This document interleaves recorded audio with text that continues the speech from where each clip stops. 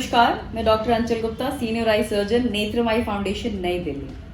आज हम बात करेंगे मोतियाबिंद के ऑपरेशन होने के बाद आंख में लगने वाले लेंस के बारे में।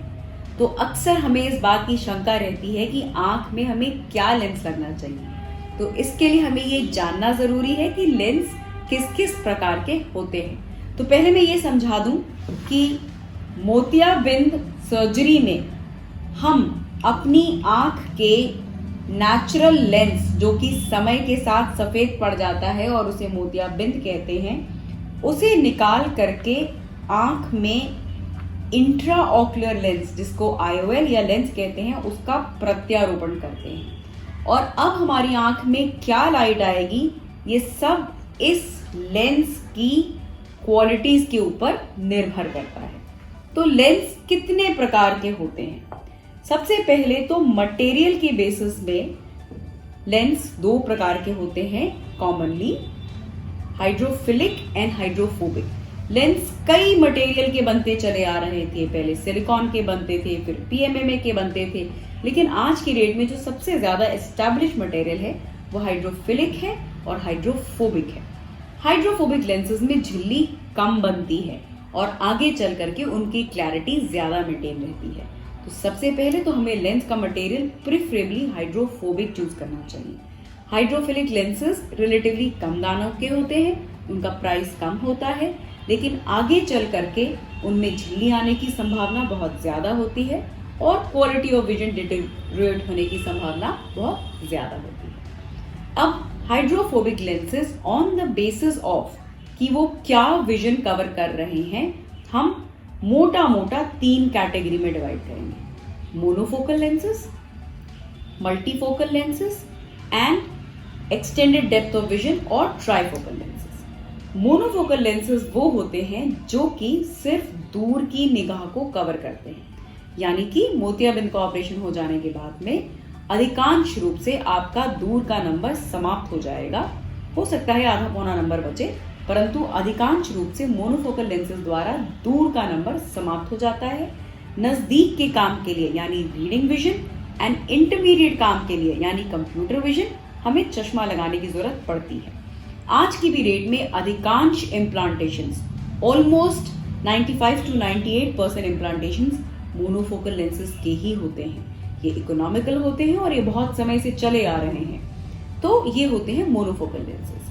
मल्टीफोकल लेंसेज, मल्टी यानी कि कई सारे। तो मल्टीफोकल लेंसेज ऐसे लेंसेज हैं जो एक समय में दो जोन्स को कवर करते हैं, यानी कि डिस्टेंस विजन और रीडिंग का विजन।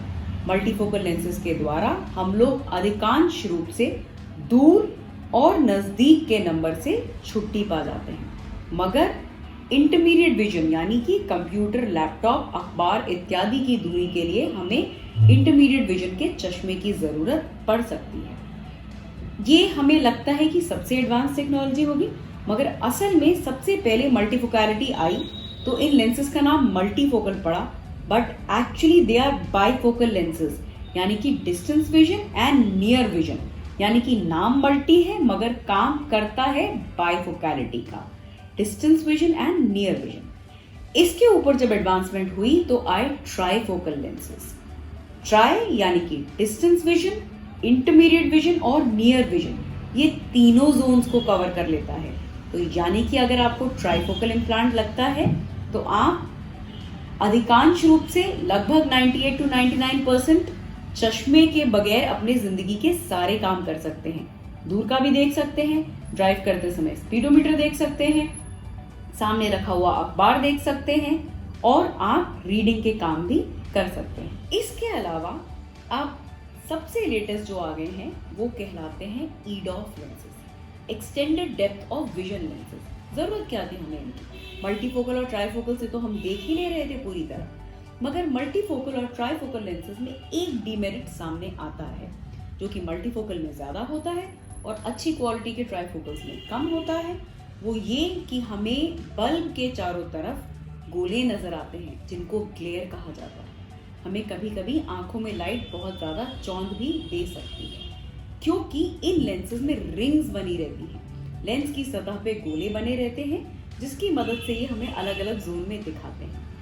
इस ग्लेयर की और इस फोटोफोबिया की परेशानी को कॉम्बैट करने के लिए सामने आए EDOF lenses, extended depth of vision lenses. EDOF lenses में कोई रिंग नहीं होती, मगर लेंस के ही मटेरियल में एक हम्प क्रिएट करके, एक अलग सा उठाव क्रिएट करके अलग अलग जोन्स बनाए जाते हैं, और जिसकी बदौलत हम डिस्टेंस विजन और इंटरमीडिएट विजन को बहुत ही आसानी से देख लेते हैं। तो EDOF लेंसेज में ग्लेयर और फोटोफोबिया की संभावना लगभग 0 होती है, मगर छोटा सा डिसएडवांटेज ये कि बहुत नजदीक की चीज देखने के लिए यहाँ हमें चश्मा लगाना पड़ता है। ये सभी लेंसेज बहुत ही ज्यादा कारगर हैं, मगर किस मरीज को क्या लग सकता है ये उसकी आंखों को जांच करके ही पता चलता है। जब हम टेक्निकली आंख को एसेस करते हैं, हम तब समझ पाते हैं कि हम इसमें से किस कैटेगरी ऑफ लेंस के लिए फिट हैं। कुछ मरीज होते हैं जिनकी आंखों में बहुत ज्यादा सिलेंड्रिकल पावर होती है, उनके लिए बनते हैं टोरिक लेंसेज।